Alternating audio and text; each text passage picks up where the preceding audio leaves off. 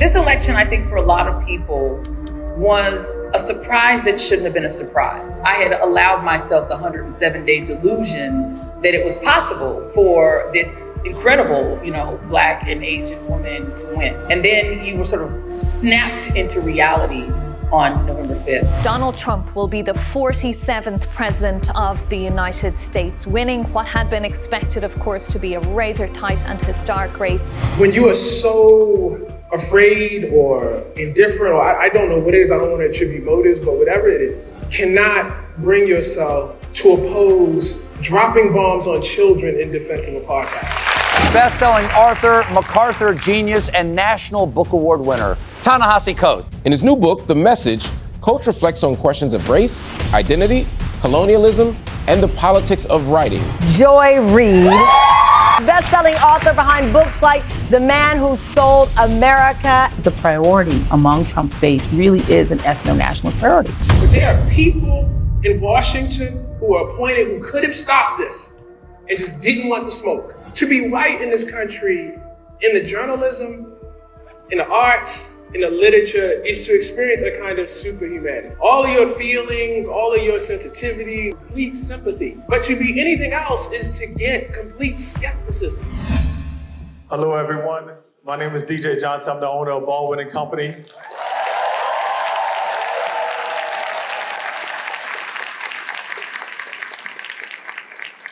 I want to say thank you, first and foremost, to my mother, who is sitting here in the audience right now. She's my heart, my soul. And thank you to you all for coming out and making this a historic event. This is technically the biggest author talk in the history of New Orleans. We have over 3,000 people here.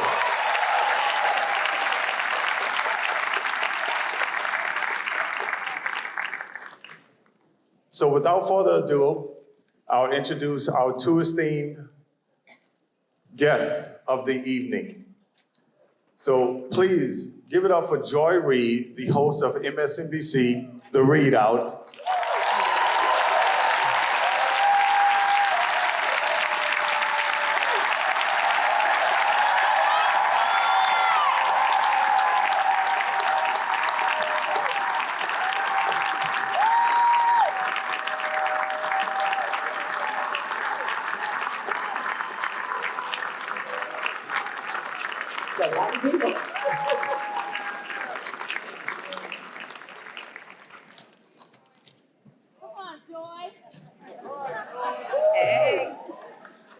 And please, a warm, loud welcome for Ta-Nehisi Coates, who is an award-winning author and journalist.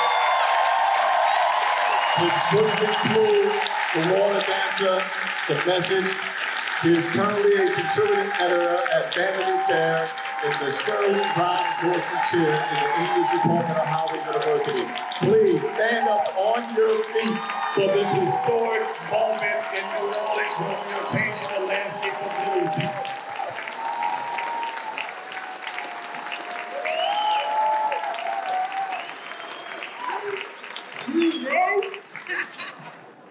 Well, first of all, I want to thank DJ. Give it up again for DJ and Baldwin and Company Books. One of my favorite bookstores in the entire world. It's one of the most beautiful places, the most beautiful experiences you will ever have. If you are a reader and you love books and you love good coffee, good conversation, and good people, please support Baldwin Company. I want to thank Xavier University, of course, as well. The president we met back there.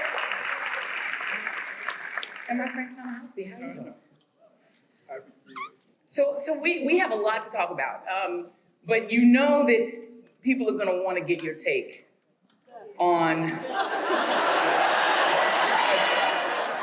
something really, really, really important that just happened not long ago.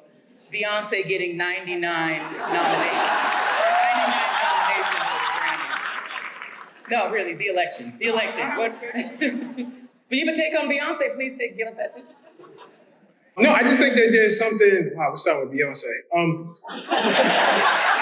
I feel like the fact that she is not one. album of the year, like at a certain point, it's a statement on the Grammys and not her. Yes.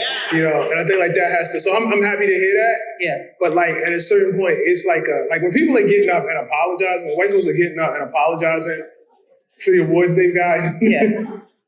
like it's a statement about the award. It's no longer a statement about her.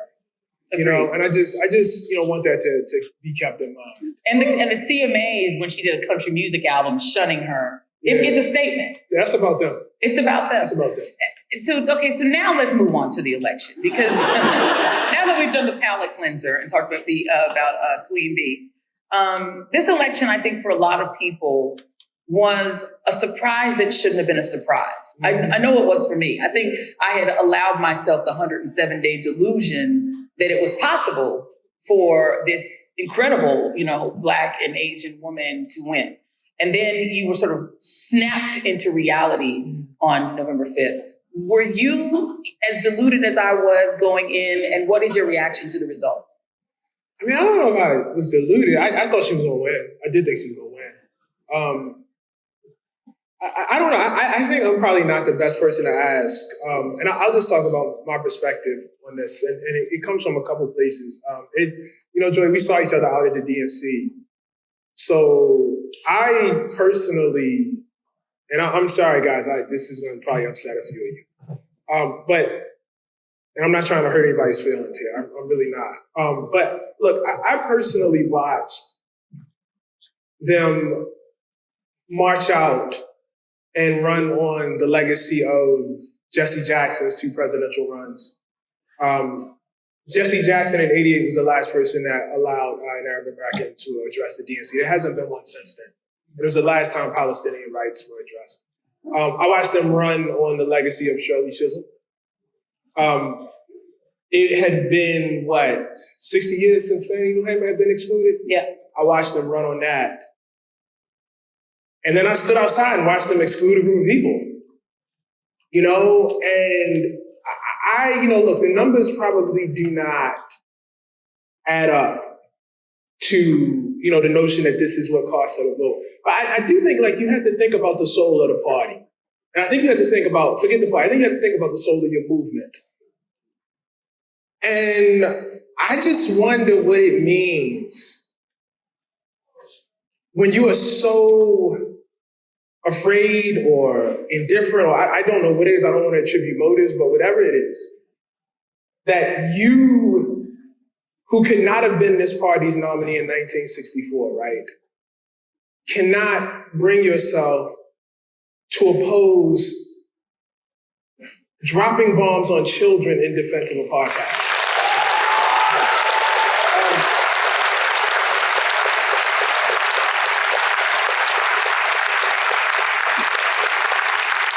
Maybe I would have swung the election, maybe it would. I'm not saying it wouldn't. I'm not, you lost because of Gaza. I'm not saying that. But I don't think all ways of all manners of loss are the same. We can't control how, what happens. To some extent, this is not up to us. I think about my life like this, right? I think about, okay, how do I want to lose? Don't let me lose defending genocide. I just don't want to lose that way. You know what I mean? If the American people reject me because I said, I can't get behind this dude who's an enemy of democracy, an enemy of human rights, is taking American bombs and with American fighter jets and dropping them on hospitals and schools. I can't get behind it, and I lose on that. I mean, I can sleep at night. I wish I had won, but I can sleep at night. I'm also not in politics. So, maybe people's moral calculus is different, but there is a part of me, man, that obviously, I wish he won. I think a lot of people are going to get hurt because of the fact, I just want to be clear about that. I don't think it's better that she lost. I think a lot of vulnerable people are going to be really, really hurt. I wish the class of people who are the leaders of this party had more courage.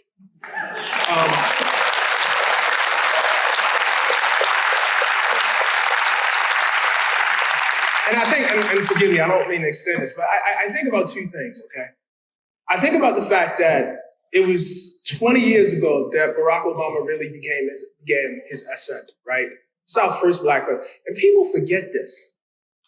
But A Barack Obama who supported the Iraq war would never have been president. Sure.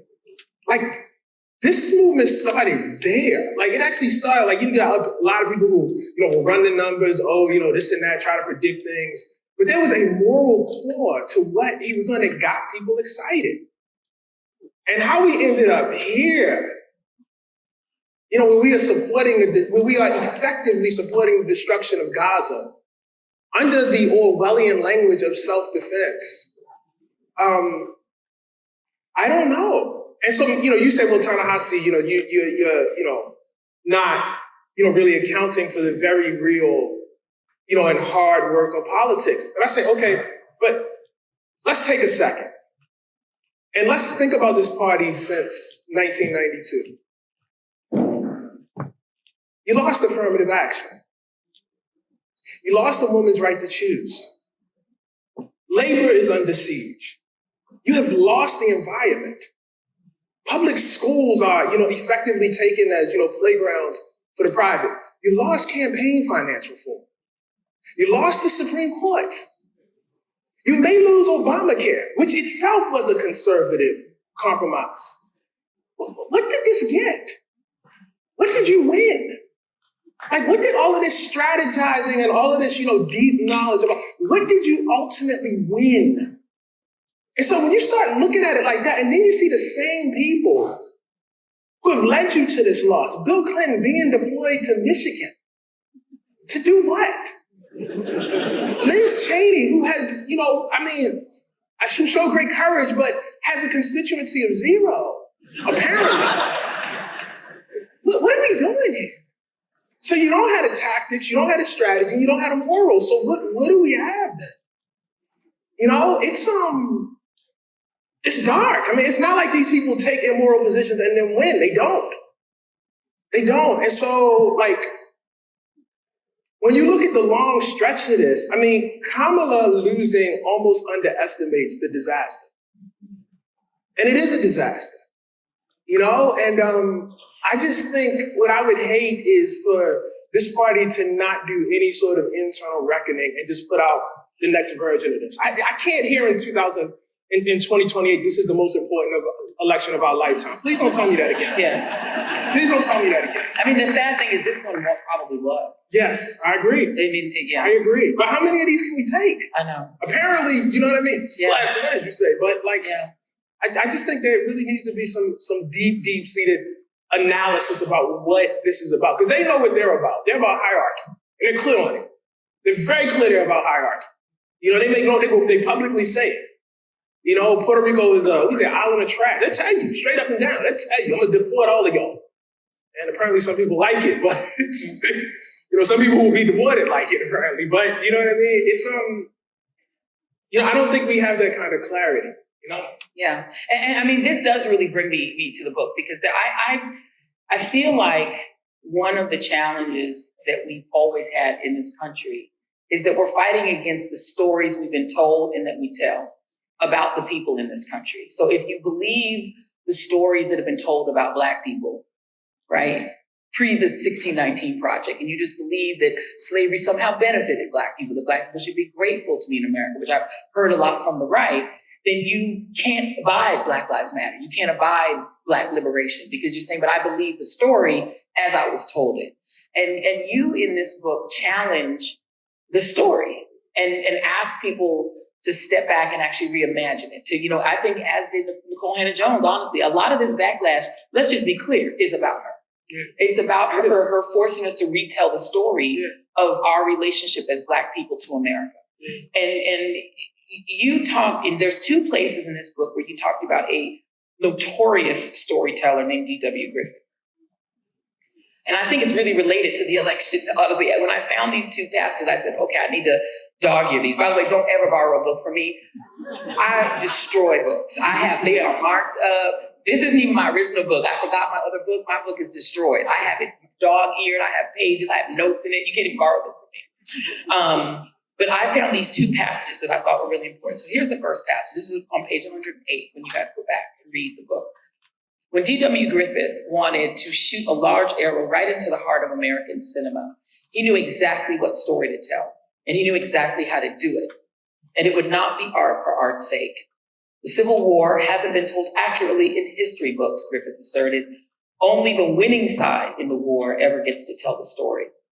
This was an exaggeration, the kind of inversion that power uses to justify itself. The way the bully pretends to be the victim to add virtue to his violence. Ooh, that's Trump. But the losers of the Civil War were not victims. In fact, Birth of a Nation shared its worldview with the President of the United States, Woodrow Wilson. Griffith used texts from Woodrow Wilson's 10-volume History of the American People throughout the film. In turn, Wilson screened the film at the White House. This was art as politics, and it was monstrously successful. It remade the business of cinema, the art of film in American history. Inspired by Birth of a Nation, the second Ku Klux Klan was born, taking their rituals, which haunt us to this day, directly from the film. And then in 1919, 4 years after the film's premiere, the Red Summer and the scourge of lynching swept the country. Life imitated art, and Black people were left fleeing and fighting for their lives. So that's where they got the Burning Cross from. The Burning Cross comes from the film. Yeah, from the book. From the book, and then you're exactly right. It was in the book first, and then in the film. It's not like he got that from the Klan. It's the other way around. That's right. He gave the Klan that. Yeah. Which people forget. And so let me pause on that for a moment. I have a second passage I'm going to read that's also about D.W. Griffith, okay? But I want to stay on this for a moment because part of the war on the right is against removing that story about Black people, right? Is about their anger over the removal of that story and the replacement of that story with a Black liberation narrative, a narrative that we read in the 1619 Project, the sort of, pride in knowing that our history was more complex. They don't like it. No. And Trump is already promising he's going to banish that history again and put us back to where we were then. Talk about why that war seems to be so successful and why so many people of color, including some Black people, are willing to vote for it. Yeah, I don't completely understand. And not that many, but some. Yeah, some. I don't completely understand that part. I'll be honest with you. I do think this, and this is like like some tough conversations we have to have, and I want to be very clear about this because I'm not insulting anybody. And honestly, Joy, before I even get to that, I have to say, whenever we're talking about people of color or even white people voting for Trump and bringing us to this present catastrophe, I just got to remind folks that there were some very powerful people that could have stopped this and decided not to. Yeah. It didn't have to come to this. Stairs and Merrick Garland. And why Biden appointed Merrick Garland. And there were people who they just didn't want to fight. They didn't want to fight. They were scared. They got punked. And here we are. Yeah. And so I know, on some level it is important to look at the demographics who voted for this. It never, listen, these people have bills to pay. They got jobs to work. They do not have the luxury, people like us, of studying every little thing that somebody says and figuring out what is what. But there are people in Washington who are appointed who could have stopped this and just didn't want the smoke. And more than anything, I hold them responsible. More than any individual voter. People who just run around and talk about the glory of America and this and that, but will not, I'm trying not to curse, will not fight. Yeah. They will not fight. They're cowards. And so, when you start looking at who's responsible, I don't ever want us to forget that. There are individual people who could have and should have stopped this and wanted no part. Yeah. In terms of why, certain groups went a certain way, I don't know. I don't particularly understand it. I do think this. I think Black people are different. And I think we have to understand that we are different. And I don't mean that in there's something in our bones is different. But we have been involved in politics in this country since 1619. We have been negotiating on slave plantations, negotiating under Jim Crow, negotiating under segregation, trying to, figure out the best, way, to save our lives. We are used to negotiating between lesser evils. We are very, very, accustomed to say, my master just did something that pissed me off and I want to run, but if I run, this will happen to my wife, so I cannot. Like, we're accustomed to that. We're accustomed to, having Abraham Lincoln, in 1864, bring a group of Black folks to the White House and say, all of y'all should leave. And having to actually say the choice is either him or this guy, McClellan, who will enslave all of us again. And those are our choices. They're not great. They're not great. We're used to this. We're used to, the New Deal and, this guy, Franklin Delano Roosevelt, I'm going to build this, middle class and, but I'm going to keep you out of it. And having to support him because the other option is worse. So we have a politics that is not a politics of the American dream. We've never had a politics. We have captive voter politics. That's what we have. We have slave politics. I don't mean that in a demeaning way. I actually mean it in a wise way, in a pragmatic way. You know what I mean? Most people who come here don't have those politics. Why would you come here if you knew what America was? You wouldn't. That's not your fault either. I'm not like saying, oh, you should know. Right. Most of us don't know about Israel. You understand what I'm saying? So it's not like, we are somehow better than. It's just a matter of collective experience and collective wisdom. You don't have that. And so you come here and you think like an election is about the person that best represents my hopes and dreams. It'd be nice if it was. Theoretically, it should be, but for the most part, that has not been true for Black folks. And so I think, regrettably, there were, portions of this country that maybe for the first time, I don't know, but we're faced with, folks who would not acknowledge their very existence. And I think in the case of Palestinians, we're under the weight of genocide. Listen, man, you kill 1/6 of my family. Because I heard a doctor tell me when I was out in Oak Cliff, I don't know what I'm gonna do. It's not. I cannot sit here and tell you I would have been wise in that moment. Or I would have been calculating or pragmatic. I don't know. I don't know that I would have been. But having said that, I just think the promise of America and what it tells people who come here about what the presidency is this kind of titular head of democracy for the free world. We have never really had the luxury of thinking about it that way.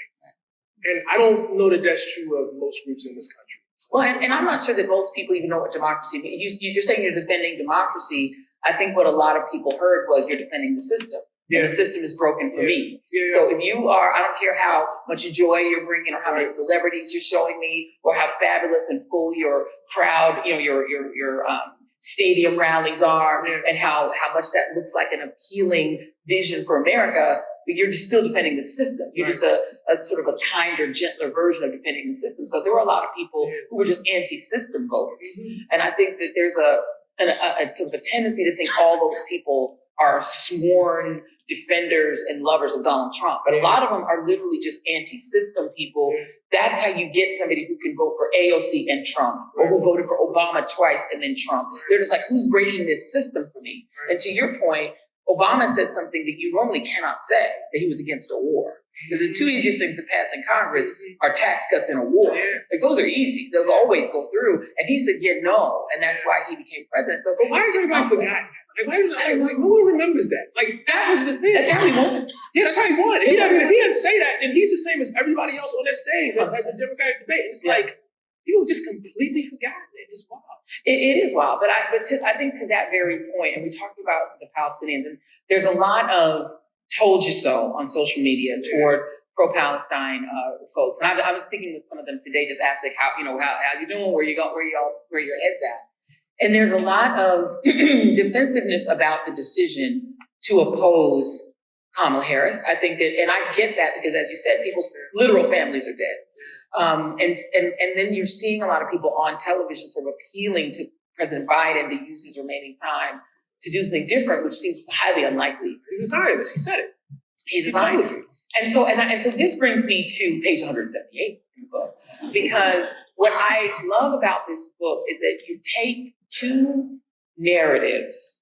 There's three, because there's a third narrative that's about us and our connection to Africa. But you say these are three narratives that are actually interlocked, not just in the book, but in real life. Because the way that the white world writ large has viewed us is the way that Americans writ large have been trained to view Palestinians. to view them as little more than sort of animals. And so that, whether you're a Christian, even if you're a Black Christian, you're sort of trained up to say the Israelis are always the good guy, even when they're doing bad things. They must have a reason. So let me read this piece too, because it brings up our friend D.W. Griffith again. It says, in 1958, Leon Uris published his best-selling novel, Exodus, which was later adapted into a movie starring Paul Newman. Uris hated any depiction of weak Jews and believed that many Israelis felt the same due to their strong feelings about Jews who will not fight back. And the people they were to fight back against is clear. This is Israel, wrote Uris in a 1956 letter to his father. The fighter who spits in the eye of the Arab hordes and dares him. Thus, the Jewish people could restore the honor lost to the Nazis by warring against Arabs in the breach. But better than substitute Nazis, the Palestinians gave Israel savage Nazis, third world barbarians, embodying the depraved native in the colonial mind, the Aztec, the Indian, the Zulu, the Arab. In Exodus, the image of marauding Arabs, cowardly and prone to rape, will be familiar to anyone who has seen the depiction of Black people in Griffith's Birth of a Nation. For just as the vulgar caricature of Black people served the cause of white redemption, so too did the Arabs in Exodus serve the cause of Zionism. Talk a little bit about that Venn diagram. Yeah, I want to reply to this social media thing. Yeah. I don't know how big this is. Like, it's always tough for me to see, like when somebody tells me something, I've heard this before, so that's why I'm not address it. But I hear something that's happening on social media. Is it 5 people that are just getting a lot of engagement, or is it 50? Fair, could be. I don't know. But I do know the real part, maybe, is that some of us feel like they should have been with us. Because what Donald Trump is going to do is definitely going to be worse for all of us. And I just think we should show some grace. Again, my preferred candidate here was clear, but we have to remember our positionality in this. We are not just Black people, we're Americans. And what that means is, since 1967, our tax dollars have defended an occupation and an imposition of apartheid, separate but equal. Separate but unequal, in fact. Separate roads, unequal roads. Separate justice systems, unequal justice systems. Separate water systems, unequal water systems. We have paid for this, and we've effectively defended it. And so, when we ask people why they were not with us in this moment, putting the present genocide aside, I just think we should remember who we have been with and who we have not been with. And again, I don't want to say that in any sort of accusatory way, you know what I mean? We know what we know, we do what we do. I'm talking about grace. That's all I'm talking about. I'm not talking about, shame. I'm not talking about guilt. I'm just talking about grace, And I say this having, because of this tour, been around so many people that are hurting, and not in an abstract way. Hurting like my brother, hurting like my mother, hurting like I was just at Riverside the other day, poet on the panel with me. Her mom is in Gaza City right now. It's not abstract, it's happening right now. And again, I think we have to separate what would have been a tactically correct political choice and the very real pain that people feel in their hearts, which I'm in sympathy with. And I think in terms of the book, part of this work is to get us to not view people as human beings. Look, man, I'm old enough to remember 2020 or 2016 when Trump won the first time.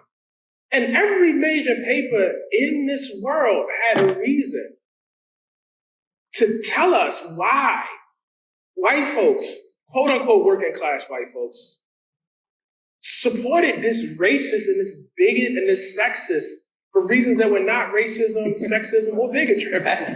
A lot of resources were expended. Economic anxiety. Against data, a lot of resources. I mean, humanizing almost to the point of like infantilizing. Yeah. You know, and it's like, so I see all of this effort, expended. And then I watch these people being bombed, and it's like, excuse my language, fuck y'all. You know what I mean? Like, right? Because look, I'm with humanizing you. I'm with that. I'm with that. That's my word is right. That's what we all try to do, right? But I'm with equal humanizing. All people get to, have their humanity too. And so it's like, to be white in this country, in the journalism, in the arts, in the literature, is to experience a kind of superhumanity. All of your feelings, all of your sensitivities, all of your predilections, all of them are, you get the benefit of complete sympathy. But to be anything else is to get complete skepticism. And obviously, I feel that as a Black person. At first felt that as a Black person, but what eventually became clear as I was working on this book, and even before this book, was anytime you want to do something to somebody, this is what you do. You know what I mean? It's not just that you dehumanize them, you turn them into an animal. You turn them into a caricature. That movie you're talking about, that book, it was huge. It was gigantic. It was a huge movie. It was, effectively a birth of the nation, for Palestine. Yeah. And I think it was Ben Gurion, when this comes out, who was prime minister at the time, and one of the founding fathers of Israel, said you couldn't have a better commercial for Israel. You're right, you couldn't. If you wanted to take somebody's land and kick out 700,000 of them and put them under military rule and erect a system that has two tiers of citizenship and different levels of rights and identifies, the best of the system for one group of people and the least of it for everybody else, get yourself a movie like that. Because it tells people who is human and who is not, who is worthy of inclusion within a society and who is not. So I think even though we've experienced that very directly, you know what I mean? There's a reason why, we sing a song, at the time, Burn Hollywood Burn. I think it's true across the board. I think arts are very often the tool of people who want to do things to other people. Yeah, and I mean, and as somebody who's, my parents, my father was from the Congo, and my mother was from Guyana, and so they were the immigrants who came here on purpose, and they got the rude awakening. My mother got the rude awakening, like, ooh, it's racist here. that's weird. For some reason, she was. Nobody told me. Why go to brochure? Yeah, she's like, they didn't tell me this is the land of opportunity, but not for me. It's weird. But I am familiar with, because we grew up in a home where South Africa was a big topic of conversation. That's where my father worked. Even though he was a Black African, he could work in South Africa because he wasn't there Black. But this how did that work? Tell me, so what is that? It was a weird thing where, because he was Congolese, he could actually work in South Africa because he worked in the mining industry, of course. He was a geologist. And he was allowed to work, and he could move more freely than South African Blacks because he wasn't a Zulu. And the Kikuyu, the Zulus, the native, the indigenous South Africans are the ones who took the biggest brunt of hatred and dehumanization. And they were marching exactly, and the fact that you included them and the American, what they call the American Indian, the indigenous. Remember the stories about them when we were growing up is they were scalping people, and we didn't understand they were the ones getting scalped, actually. Right? And so the idea that we allow children to play a game where we pretend to be the cowboy and that's the good guy, and that the savage is the indigenous person. So it's like this is repeated throughout all of these societies. When you want to, as you say in this book repeatedly, when you want to take people's land, you have to make them less than human. And this has been done in Africa. It's been done all through the Americas, and it's been done to the Palestinians. So as we now go into this moment where, whether it's real or amplified in my particular TikTok algorithm, there's a lot of angry Black creators who are saying that our solidarity with the Palestinian people is done. And that Yeah, well, you never had solidarity to begin with. Talk about that. There was no solidarity. Yeah, there was no solidarity. I mean, that to me, like, I no disrespect, but I don't even know how to answer that. Yeah. You know, you don't feel that there was, I mean, there to me, I mean, well, maybe I'm going by my own children, because I know that when Biden was the nominee, even in my own family, even among my kids, there was a real resistance to voting for him. And their issue was Palestine. And that you're seeing, especially young blacks, the way when we were coming up, it was apartheid South Africa. Yeah. This has become a real cause celebre, even for young Jewish kids, young black kids. Yes. You have a lot of these college campuses where the people protesting are Jewish and black, not all just Muslims and Arabs. Yes. So, you know, so that energy existed up until November 5th. And on November 6th, at least these sort of overly online people were saying, we're done. Yeah, I question the integrity of your solidarity.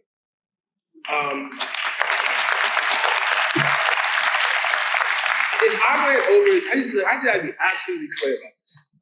If I took the same trip I took last summer to Palestine for those 10 days, and I encountered, let's say, the worst anti-black racism in the world among Palestinians, I would still say it's wrong.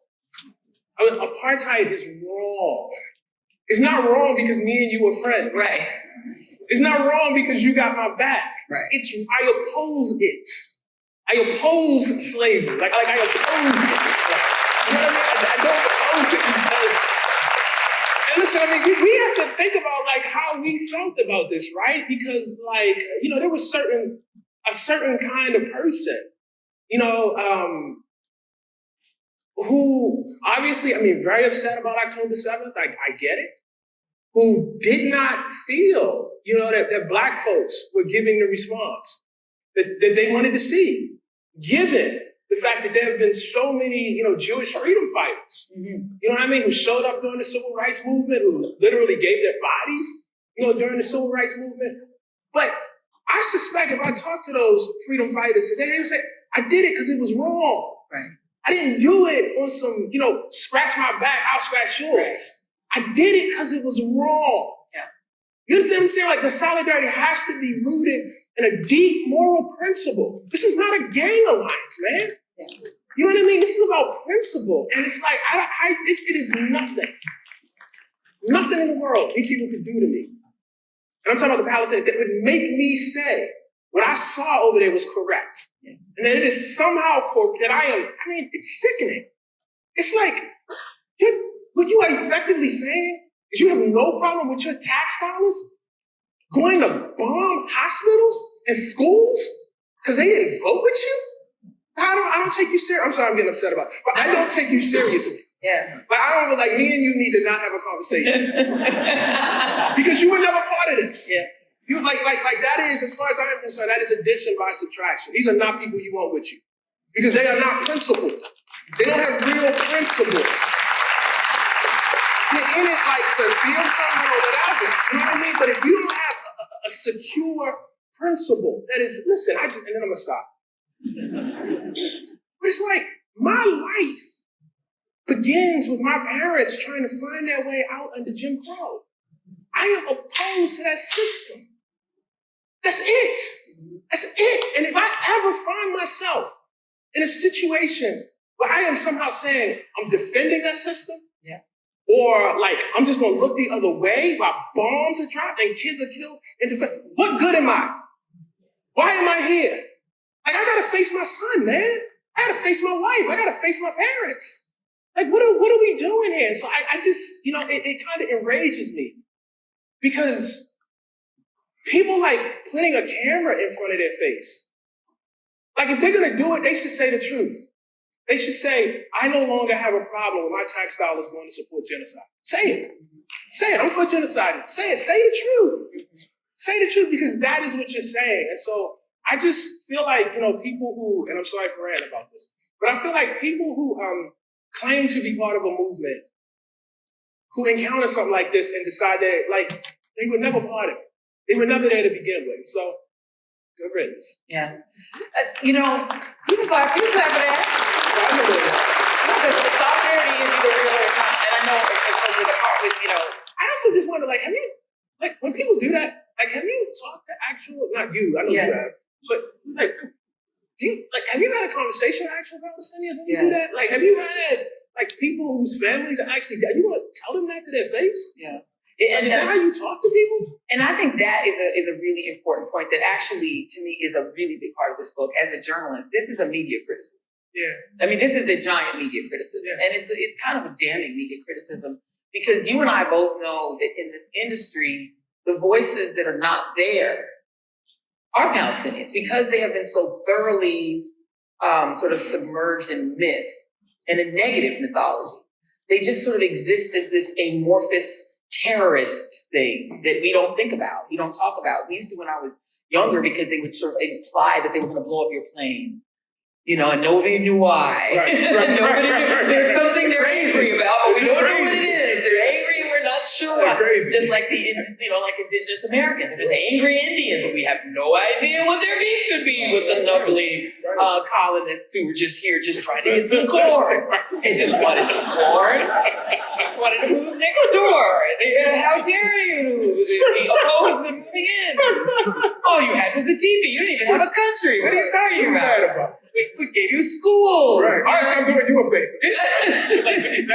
So because our media has been built on that narrative, it's very difficult to try to get off that narrative at work. It's to get off that narrative in this industry. Yeah. Which brings me to, and people will be mad at me if I don't bring it up, the interview. Oh, what was it? Oh, you talking CBS? Yes. And the thing that was so jarring about, and I don't know if you all saw it. You did, okay. In that moment, as you were saying, you've become a meme, right? So you're not on social media. So Ta-Nehisi's not on social media. Oh yeah, your face in it is a meme, officially a meme. So you made it. You made it. You were a meme. Because your face was like, as it was happening, and so you were taking some criticism, but it was sort of shocking to me to hear the sort of range, the kind of criticism it was, that essentially sort of likened what you wrote to sort of a terrorist, that would sort of be supportive of terrorism, which clearly it's not. It's a narrative, it's a book, it's an honest portrayal of what you saw as a journalist and as a writer. How were you processing that in that moment live on TV? I mean, that's interesting because for weeks I didn't watch it, right? Yeah. And then, although I heard all the noise, and then I went back and watched it, and I mean, there were a couple things going on. I was before any of the questions got asked. Well, I guess let me back up. I knew what I was doing. Yeah. Like I knew what this was, and I did not expect like people to cheer for it. So it's not like I walked in there and expected, like the warmest. I expected a challenging interview. I was nervous and a little scared, as I often am, to be honest with you. I have two things going on in my heart all the time. It is an insistence that certain things must be done and must be said, and a deep, deep fear of saying them. And those things are always competing, in me. Yeah. One wins out. Almost always, but it doesn't mean that I'm not afraid. I'm always afraid. I'm always afraid. But I have to face people, and so that usually conquers my fear. So I was like nervous, and then when it got going, I felt less and less nervous, because one of the things that became clear. All of those sort of cliches that are being brought out, does Israel have a right to exist? What about the Palestinians, suicide bombs? When you've met people that live under the weight of that, it is enraging. Because it's not an abstract argument anymore. It's like you actually know people that are suffering from that. So probably for the first 2 minutes, I was nervous. And then I started to get really mad. And the anger kind of cleared my head. I am thankful for that interview. You know what I mean? I'm really thankful for that interview because it's I woke up that morning and I played Tupac's Hail Mary on the way there. Come with me. That's what I was singing that Hail Mary. The whole thing I was I played it that morning because I knew what it was. It's like, this is a fight. Like, you can't expect to go in and say things to people and think that they're not going to do X, Y, and Z, you know? And so even after I got done, I wasn't really mad at him. My publicist was steamed. And he was pissed. And then I got back and everybody else was, like, a lot of other people were pissed, right? I think y'all should be less pissed. Let me tell you why I think y'all should. I mean, there are things you should be pissed about, but I think you're pissed about the wrong things. I love, and I've heard from several people that they were really insulted about the part about take away the awards and all of that. You gotta understand who I am. Like, that don't mean shit to me. Like, that's not who I am. You know what I mean? Like, I'll take the awards. They're very nice. But that's not why we do this. That's not what, you write a book like that, like thinking that, And so, like, you can take the awards, you can take the cup, you can do whatever. But at the end of the day, you still had to deal with me. And what I have is my facts. I have my reporting. I have my reading. I have my research. So the awards are, like, irrelevant. You know what I mean? I am here to do everything I can to pull a group of people who have been pushed out of the frame back in. And really to help them pull themselves back in. That's why I'm more articulate way. Like, that's what I'm here to do. You know what I mean? And if I have to, deal with a few hostile interviews, it's okay. It's fine. I mean, the expectation that I would go in there and they would applaud for me is probably not good. I feel most bad about that. And I've said this before, for Gail and Nate, I felt bad for them. Gail, as I'm sure as you know, is one of the most prepared people in the world. She could have done that interview and it would not, I don't know, people think like it would have been some sort of softball. It wouldn't have been. You know what I mean? She would have been challenging too. I felt bad he did not make room for his fellow co-hosts. I felt like it probably looked bad that he did not make room for his fellow African-American co-hosts. But I don't, like we're here to fight. I oppose what they're doing. I oppose them.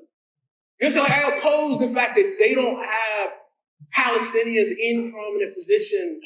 I'm against that. Like, we're not friends on that. I mean, we're good. You know what I mean? Not like my son might be mad at me. But we have a legit, serious disagreement. And I think the fact that they do not do that is a part of, and y'all are going to get tired of me saying this, why bombs can be dropped on children. I think those two things are related. So I'm very serious about that. And so, like, the idea that they would, so that we would smile and yuck it up. No. I mean, what happened was what was supposed to happen. It happened the way, it should happen. And I'm okay with that. And I mean, we are in a media landscape where this topic is very fraught. It gets people very emotional.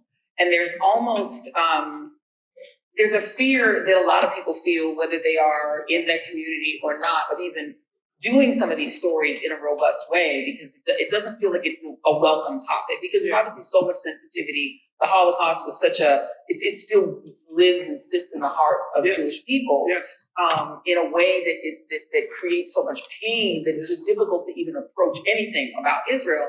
And so the complexities of, the parts of the pro-Palestinian movement that are very Jewish Voices for Peace, they're all Jewish. They're out there protesting, and Jewish Americans are very liberal. And so that even gets sort of lost in the nuance. We just don't cover it in a complex way.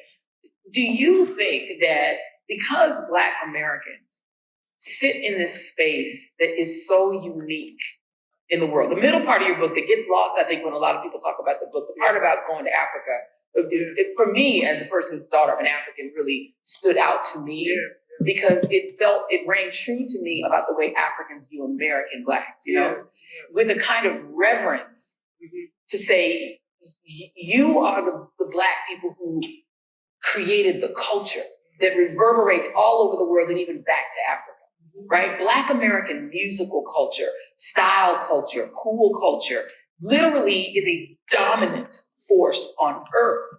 And to have come from being bred like cattle, which is the Caribbean slaves were just work till they die. And that's why Caribbean slaves tend to be darker. They don't, they're not as admixed because it was just work, die, get more. right? And then the slaves in South America were so blended in with indigenous people and Spaniards that they're just so blended that they lost the fact that they black at all. They would be one drop rule black here, but there they're like, hey, no. Right. They don't want you to touch that. But in Africa, this sort of the thing where the family says you, they talk about you that all blacks are light skinned, depending on even if you call you mixed, which is wild to me. Wild to me. I know. But factually correct. Factually correct. How to talk about where that piece, where the middle piece of the book, where it's not African Americans, it's not Israel and Palestine, it's Africa. Where does that fit in the narrative? I wish like more people, I get the sense that most people just read the. They just skip to the Palestine. Yeah. The people interviewing me, a lot of them just skip to the back half and didn't read that, because what that is about is like, how do you imagine yourself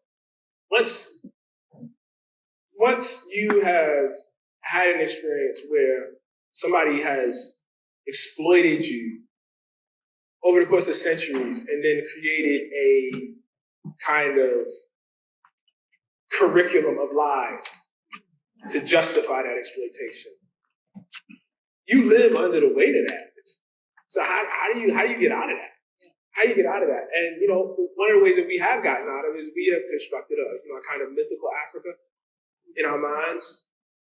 And then you go to Africa and you find not mythical Africans, human beings, like real ones. And it's like, so where does that live? I mean, the thing I tell people all the time is like, I have an African name that no African has. None.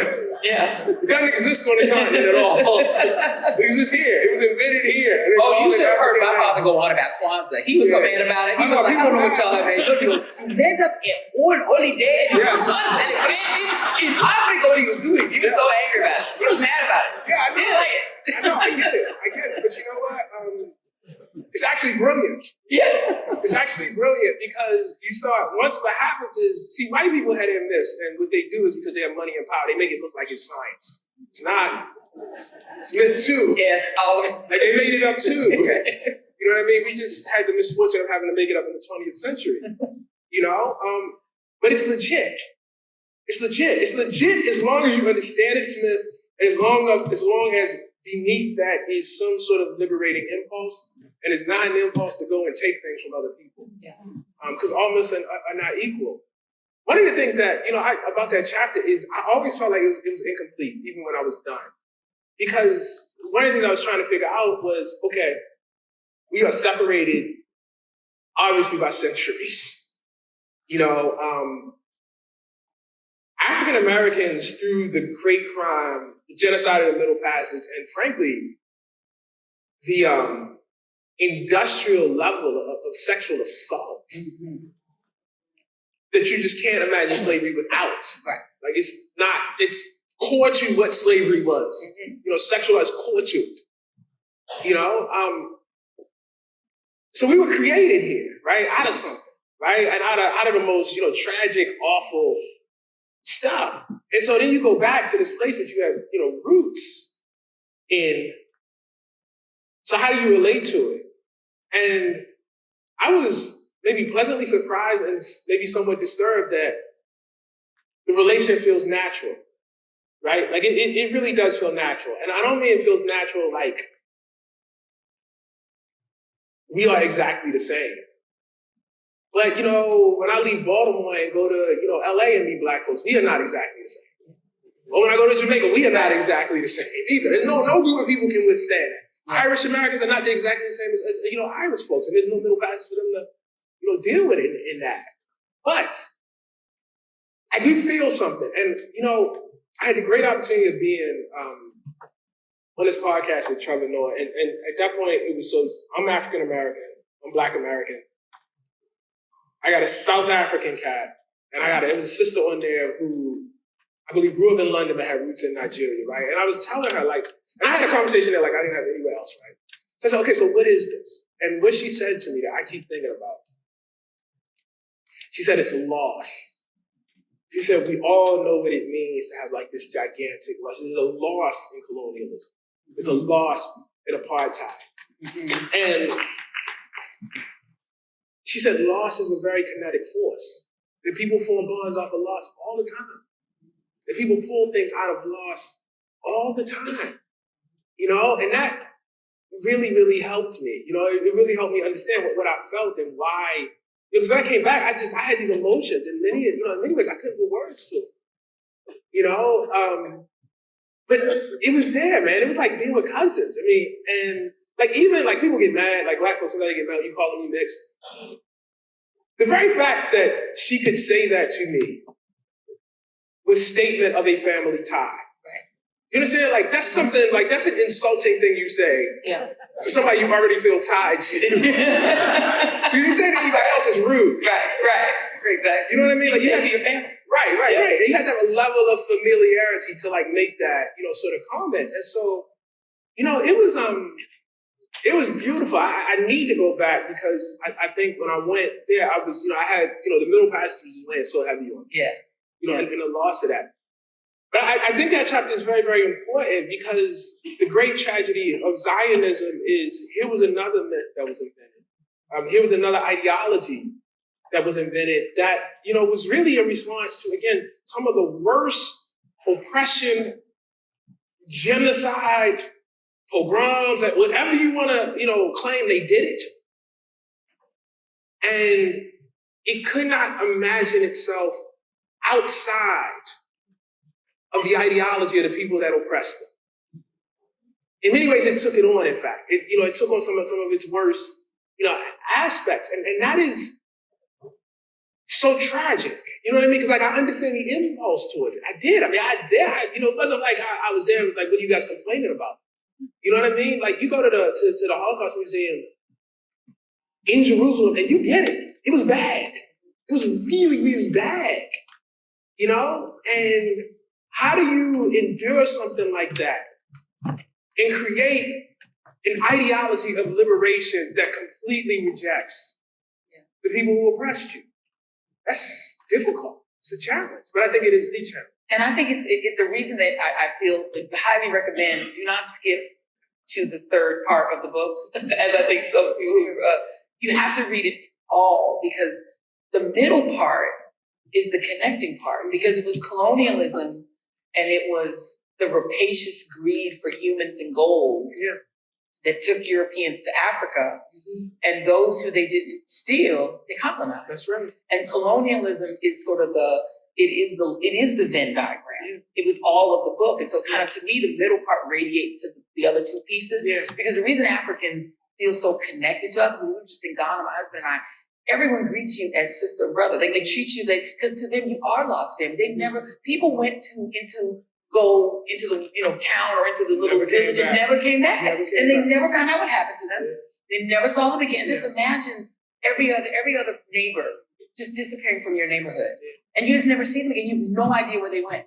And remember, they weren't aware of slavery in America and breeding and slavery. They didn't even know, and a lot of the time the enslaved people came from different tribes. They couldn't even talk to each other. And so they're bewildered, but your people left behind are just as bewildered. And that's the thing I think we forget, that Africans feel a sense of bewilderment. And I think Palestinians, those who I've talked to, and those who I've interviewed, they have the same longing that you're talking about for home. And to be told you don't exist. The guy who's going to be our ambassador to Israel, Mike Huckabee, says they don't exist. That there are no Palestinians. They don't exist. And so can you imagine being somebody who's told, you just aren't even a person. You aren't real. You're a myth. You are lying when you say that you're from there. You're lying when you say that you... And so I can't imagine how that feels. But I think that you did such a good job in at least making them people. So my question to you then is, do you feel that as we're going forward, it's going to get bad? It appears that what the new administration is going to do is going to put everything the Biden-Harris administration did to shame. We're talking potential full annexation of the West Bank. Potentially, God knows what happens to those people in Gaza. We're already seeing famine. Do you think that the media has learned anything about the way we tell the story that will change the way this coming, whatever we want to call it, is covered? No, I don't. I don't.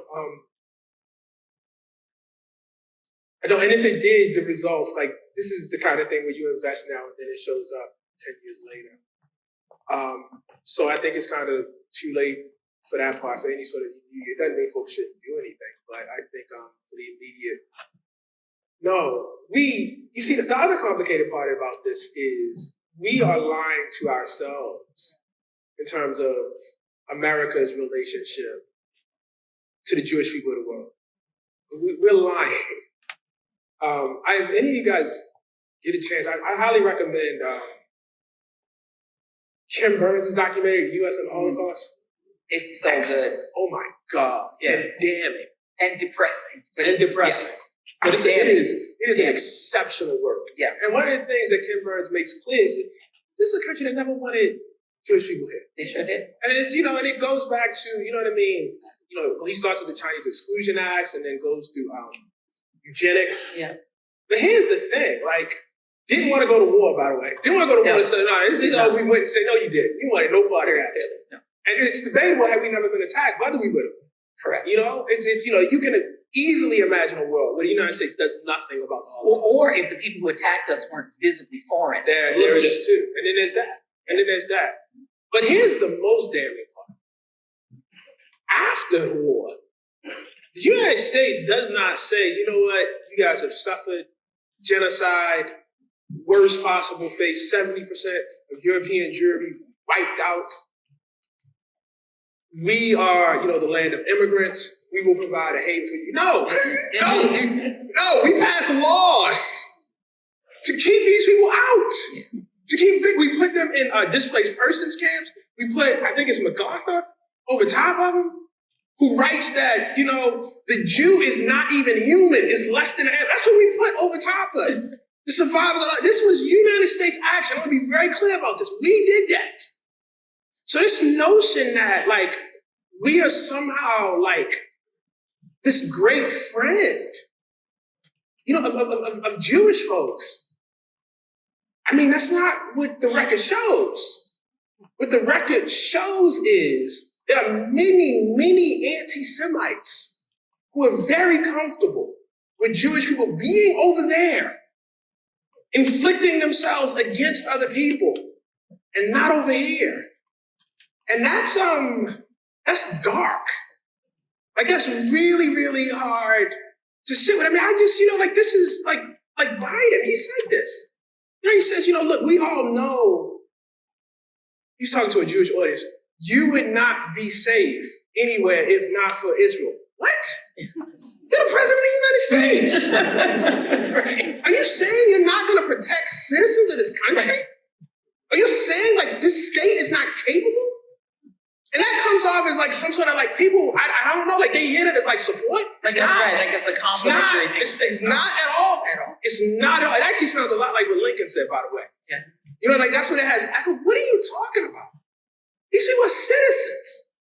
And so especially coming from a Christian, because there's a narrative to that as well. I mean, and so I just think part of this is we lie, we mask our support for Israel as a kind of, anti-Semitism, and it's not.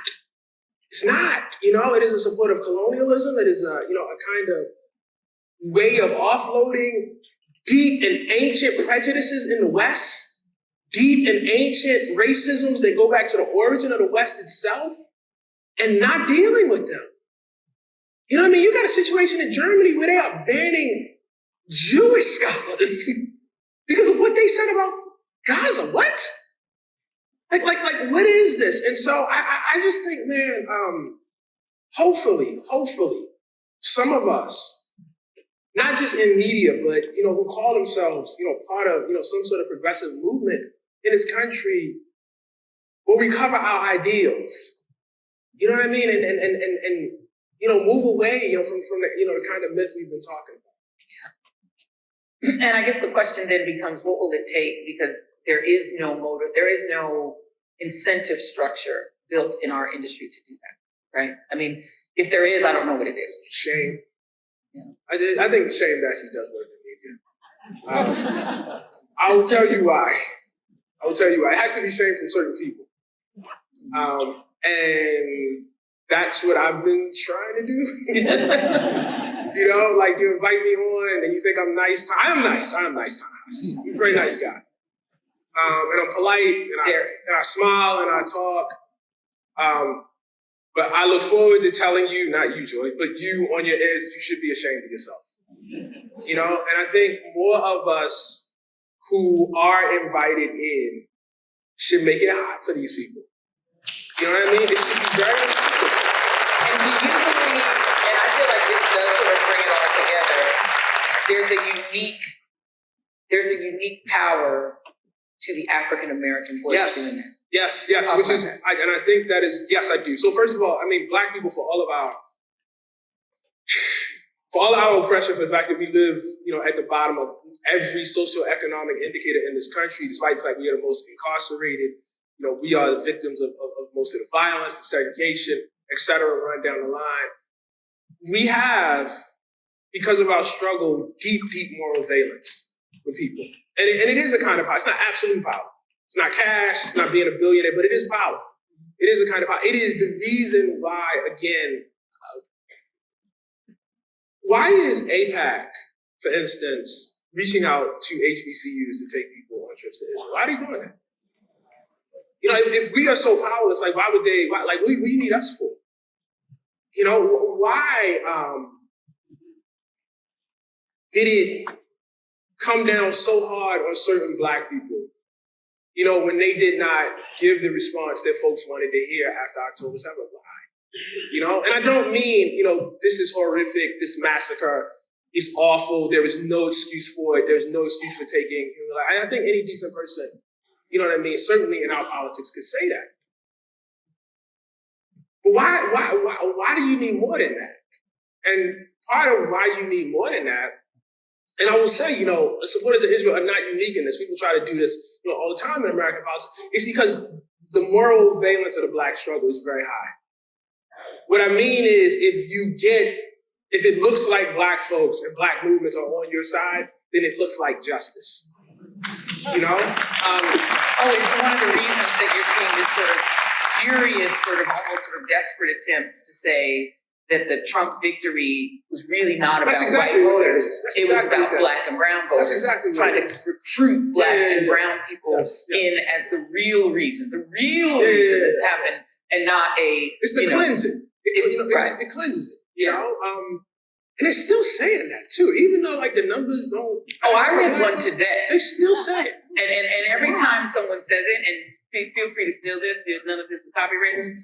If you take an electorate that was 67% white in 2020 and make it 71% white, and you take white women's votes that are about 30% of the whole population, or 37%, and non-college white voters outvote college voters by the numbers that they did, any Republican is going to win. You will lose that. And you know, there's just no other explanation that actually has mathematical valence. Because the math is the math. No other group voted a majority for Donald Trump except white voters and Latino men whose votes were canceled out directly by Latinas. They have 6% and 6%. So if 6% goes this way and 6% goes that way, they didn't sway the election. So you can't make the math work, but there is sort of realism. I mean, there were think pieces out today still saying, no, this was not about white voters. The answer is depressing and obvious. It's white people. It's like, they have the most numbers. I mean, and they got the most numbers. It's not even like, you know, hey, white people, something, you know what I mean? Like, you know, wrong with you in your, it just is what it is. It is what it is. This is what it is. I mean, this is how it was. I mean, you got mad. I wrote this in 2016. I was like, listen, this is the only group of people when you go to any different demographic, women, men, working class, poor, rich. This was true then. I don't know. I haven't run the numbers today. But there was no uneducated, educated, I believe whatever. If it was white people, it got a majority. It got a majority. You know what I mean? Like, and that is just what it is. And that is not, again, I be absolutely clear about this. That's not, you know, necessarily to shame white people. That is to say, it's just factual. Yes, and there is a very real material interest in being white. There is. There just is one. Yeah. You know, but that is, again, that's one of those things. It's very hard to accept that. It's really, really, it makes people feel not great, you know, which is like, hey, we don't feel great either. I'm gonna check my time. I see people sort of circling around. How many minutes do I have? 1 minute. Okay, I get one more question. This is good. I have to get one more question. I actually genuinely don't usually like asking this question, but I'm gonna ask it anyway. Okay. It's usually my least favorite question, but I'm gonna still ask it anyway. Why'd you write this book? That's easy. It was because of my students at Howard.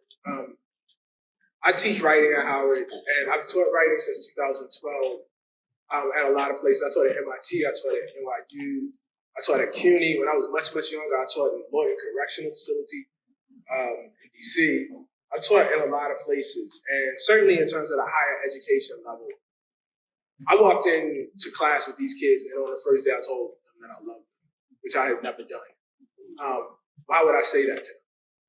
You know, and a lot of that book is about why I would say that to them, because the tradition of Black writing is a very specific thing in this country. And it is deeply tied to traditions of democracy, traditions of justice, and traditions of human rights.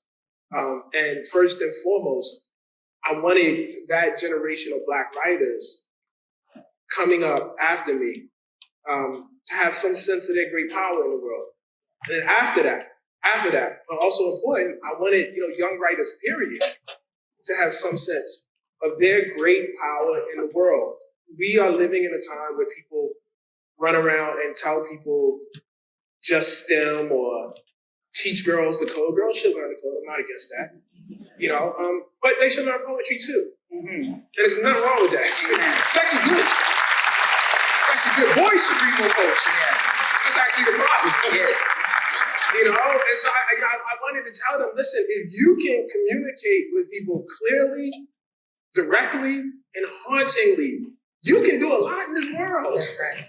You can do a lot in this world. So it's the most important skill in the world. So I've never said this to you. I'm on my Baldwin shirt. Y'all see, I wore this for Baldwin and Company books because I do love Baldwin and Company. But I don't compare other people to other people because I think it is actually wrong to say so and so is so and so at their time. And as a writer myself, it is challenging to try to make comparisons. But if there was an equivalent to James Baldwin in our time, it would be you. One love, my brother. Excellent book. Y'all need to read this book. It's called The Message. It's brilliant. And read it all, y'all. Don't skip to the third part. Read all of it. Much love. Thank you, Xavier University. Thank you, President. Love y'all. Thank you all, please. One more time. Joy Reid and Ta-Nehisi Coates.